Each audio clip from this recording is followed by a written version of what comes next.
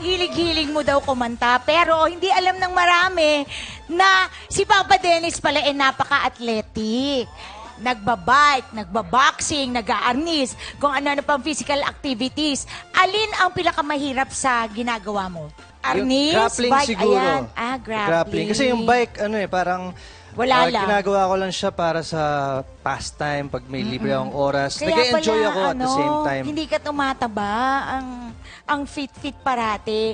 So, Ayan. pag ang boxing mo, meron kasparing parang ganyan? Meron. Sa Actually, bahay yung lang? ginagawa namin, reaction boxing, para mas mabilis yung reflex mo.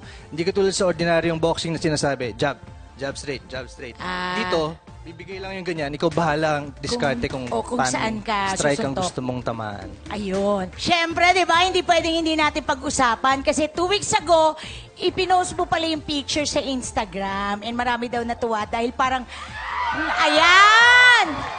Na parang ngayon daw, very open ka na sa relationship nyo. I-explain mo naman yung picture nyo dito kasi parang galing kayo sa gym. Oo, sa totoo lang, magkasama kayo palagi mag-training, gano'n. Kaya pala payat din si Jen. Oo, yun. Masipag siya. Minsan siya pa yung nagyayaya sa akin kasi ako yung minsan tinatamad. So, ayun, So yun lang. yan, galing kayo niyan sa sa gym. Yun, kakatapos lang mag-workout niyan. Yung Oy, picture sweet niya. May pagganong effect ganyan.